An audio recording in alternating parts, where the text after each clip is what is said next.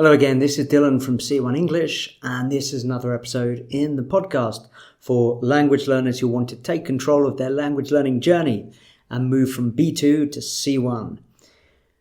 In this episode, I'm going to talk about you and some of those things that you need to consider and that you need to make decisions about if you want to become a more independent, autonomous, self-directed language learner. Now, a lot of these things in the traditional language classroom were decided by the teacher or decided by the school, something like that. But in this modern world where you can actually learn a language by yourself, obviously with help from other people and with help from outside resources, but you can make a lot of the decisions about your own language learning program, if you like.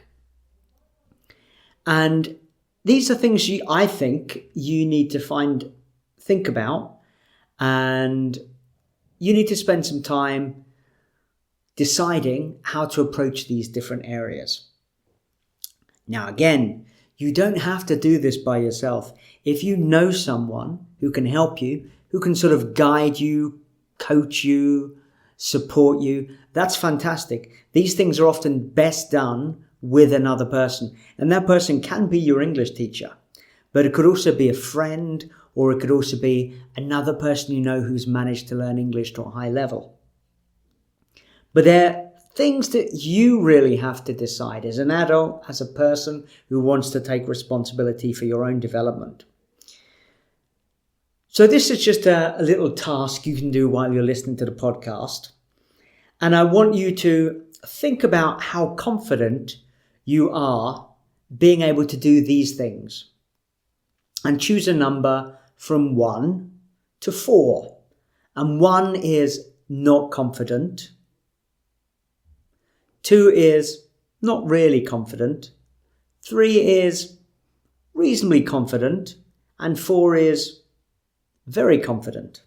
Okay? So 1, it's where you're not confident. 4 is where you're very confident. So, are you able to find time to learn English?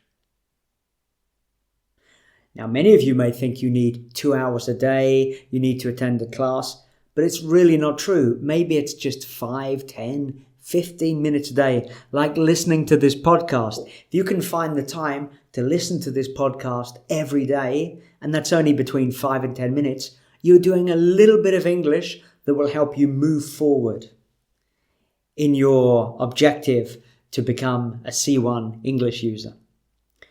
So how good are you at finding time? Maybe you need someone to help you find that time, to manage your time. The second one, how good are you at finding time to use your English? Now, this is something different. Some people are very good at finding 30 minutes every day to study.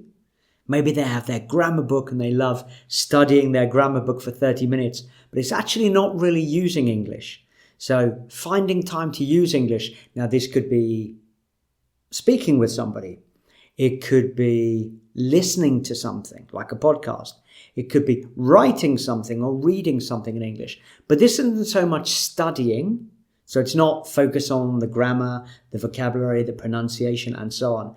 This is practicing your skills, speaking, reading, writing, listening, and so on. So how good are you at finding time to use English? Now, the best, and most of you, I think, will want to actually use English in a conversation, speaking with someone else. So you can practice speaking and listening together, but you decide. Third one, how good are you at finding people to learn English with? Okay, you may have an English teacher. Okay, that's a little bit easier because you can decide when to meet that person. Maybe you have a friend whose English is as good as your English, or preferably a little better than yours. So maybe you could just meet them for a coffee or a beer and just practice a bit of English there. Maybe you have a group of friends and you attend a class. Maybe there's a conversation club in your town. Maybe there's a way to practice your English at work. But how good are you at finding people to learn English with? Learning and using English is mainly a social activity. We learn a language in order to use that language with other people. So this social element of language learning and language using is really important. So the next thing, how good are you at finding interesting materials? I have students who I work with, and they don't realize that there are plenty of websites they can use to learn English, to find interesting topics to read about or interesting podcasts. Many people I know have never heard of podcasts. They don't know what a podcast is. Maybe TV shows or YouTube channels. Everything is out there. So how good are you at finding, locating, discovering interesting materials that work for you? Now, related to this, how good are you at finding materials that suit your goal? So let me give you an example. I had a student a few years ago who loved watching the TV show Friends, and she would spend all her time watching Friends in English, and that was basically her English learning resource. Now, the only problem is that she actually needed to use English in her job, to have meetings with clients, so negotiations, presenting. And actually, after a while, we realized that watching episodes of Friends, the American TV show, the sitcom, situation comedy, was not really that useful for her needs. Didn't really help her reach her specific learning goals. So how good are you at finding materials that suit your specific goals? Another thing you've got to think about is motivation.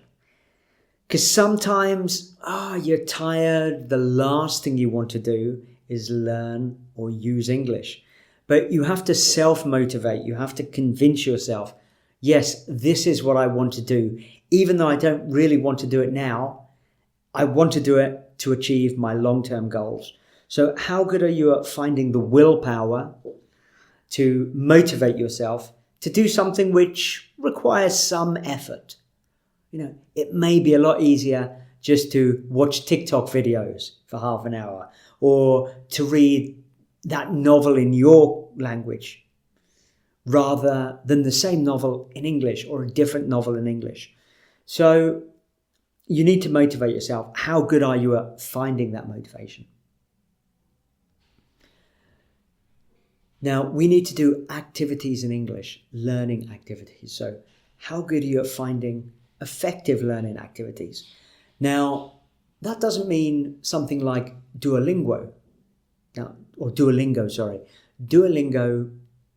is quite good fun. It's very easy to do, but maybe that's not a really effective learning activity. Is it going to help you have better conversations? Is it going to help you give better presentations? Probably not. Is it going to help you listen to podcasts more effectively? Not necessarily. So you've got to find these learning activities which are effective and that help you reach your goals. Now, another thing you have to decide about is how good are you at changing your learning activities if they're not working? You may think something is working and then you realize it's not really, because you've got to measure or track your progress. And you think, I've been attending classes for 6 months with this teacher and it's not really working. So you might need to speak to that teacher and suggest, and together find a different approach. Or maybe you're practicing grammar with this grammar book and you realize it's not really working for you. Maybe you're getting bored, or maybe you're not learning as much, and there might be a much more effective activity that you need to do. So we have to be aware of the need sometimes to change what we're doing, to change our strategy. Now, another thing you need to be able to do, and again, we have teachers who can really help you with this, but your teacher isn't always going to be there. So you also need to evaluate your own language learning skills and to be able to measure your progress. So you won't be perfect at doing that. You're not a professional English language teacher, but you can get better at evaluating and assessing your skills. And there are ways you can do that yourself. So again, decide how confident you are at doing that. And finally, we all need to ask for help sometimes. And not only do we need to ask for help, we need to find the right people who can help us. So how good are you at finding help when you need it? So becoming better at all these things, I think, will help you in your language learning journey. So just to recap, and again, if you want to do this again, you can just write down 1 is not confident, 4 is very confident, and 2 and 3 are in between. So how good are you at finding time to learn English? How good are you finding time to use English? How good are you at finding people to learn English with? How good are you at finding interesting materials? How good are you at finding materials that suit your goal?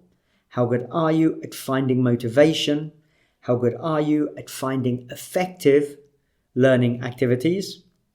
How good are you at reflecting on your learning? Sorry, I missed that one.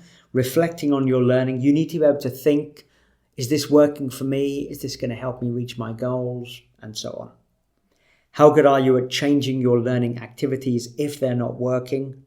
How good are you at evaluating and measuring your own language skills? So that refers to reading, writing, speaking, and listening.